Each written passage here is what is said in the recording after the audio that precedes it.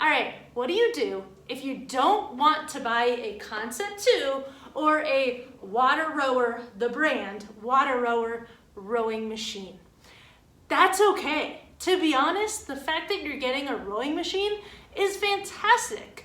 That means you're trying a different movement, you enjoy rowing or you want to give it a shot, and it doesn't matter what machine you're on. Just because the people on the YouTube videos like me are on a Concept 2 doesn't mean you have to be. So just be happy you have a rower. That is awesome. So what I want to talk to you about is if you're gonna get a rower, what are some things that you might want to consider? Now, on a Concept 2 and a WaterRower, and when I say WaterRower, I don't mean any water rower, any rowing machine that has water. WaterRower is actually a very specific brand. They're usually wood, sometimes they're like orange if you see them in Orange Theory, but they are a brand. So you can get a machine that also is not a brand name WaterRower, but some things that these two machines, the Concept 2 and the WaterRower, have in common is numbers on the machine. And what that means for you when you're looking to get into rowing, when you go into Facebook groups or different forums or watching YouTube videos and you hear a lot of us talking about different numbers, or you see certain numbers, your machine might not have those numbers. Now, I'm gonna tell you what you might wanna look for. When you get a rowing machine, again, doesn't matter what rowing machine, the key is that you do want some numbers on this machine. So some of those numbers that you might want are things like this. One is a pace, which is often shown as a per 500 meters or watts, something that gives you a power or an idea of what your power is like. Usually it looks like this. The other thing that you might want to look for is something called strokes per minute, which often looks like this, an SPM. And what that's gonna tell you is basically how fast you're going up the slide.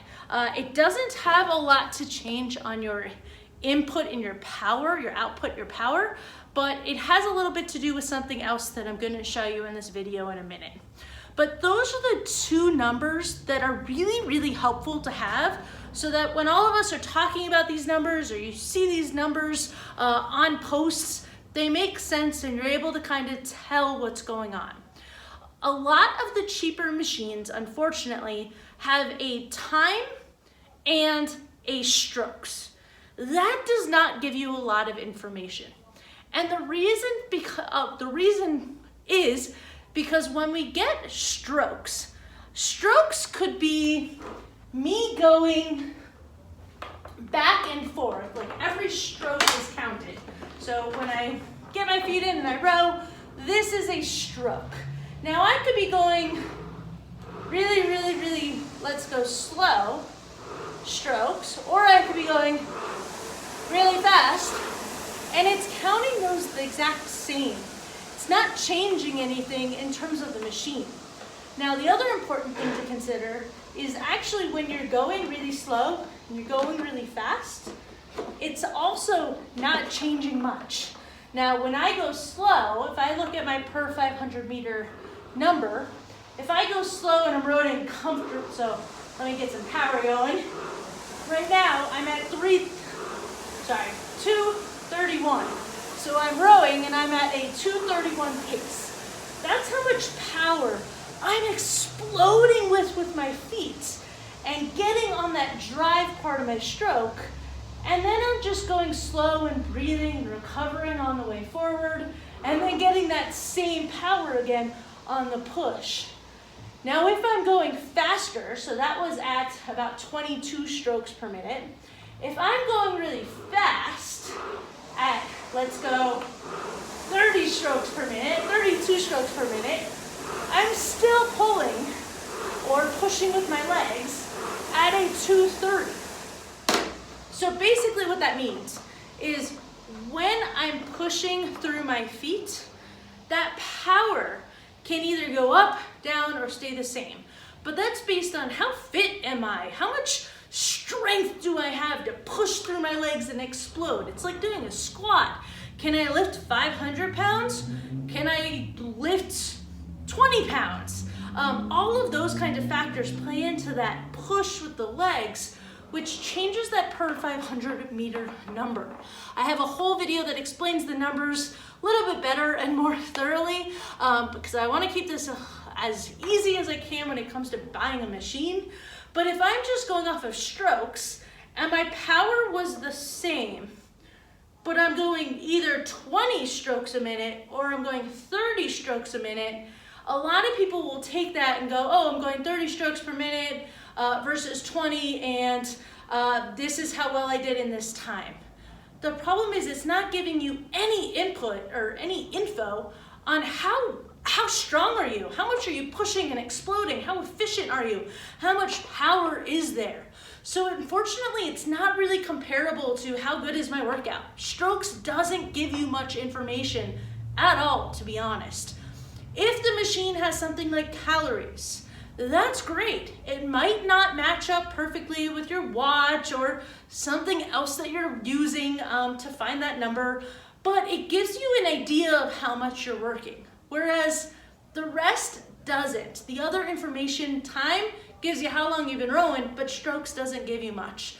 So I really recommend just looking for a machine that will give you some idea of how much power are you generating. Whether it's in watts, calories, strokes per minute, not strokes per minute, your pace, your per 500 meter pace, it doesn't matter. Just something that gives you more information than how many strokes am I rowing. Because again, the strokes, cool, I'm doing 20 an hour, I'm doing 30. It might mean I'm going faster, but the amount of power and output on that drive might not actually be changing.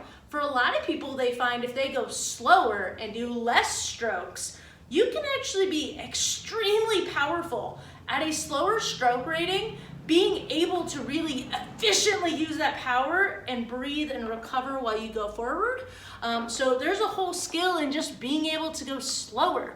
So if you're trying that and your screen is only giving you strokes, it looks like you're not doing as well, when in reality you might be doing better, who knows? So really, if you're looking for a machine, I highly recommend you looking for either the strokes per minute and some type of pace or output, watts something, to really give you some valuable information. So I hope that helps some of you. There's also a lot more info that you can do. In my book, honestly, a lot of people find my book really helpful. Beginner's Guide to Indoor Rowing. It's on Amazon, but there's a whole chapter on what to look for in the machine, why you might want to, and the different types of machines, and benefits and negatives of different ones. To be honest, the fact that you're getting a rowing machine is fantastic. I hope you find one that you enjoy.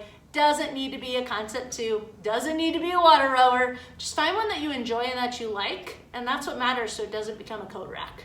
All right, so I hope that you enjoyed this. Please hit that subscribe button so that you'll get notified when I come with more videos for you. Please ask questions. I will always answer to the best of my abilities, and sometimes I make a video to answer your question, which is what this video is. All right, I hope you have an amazing day. Bye, everybody.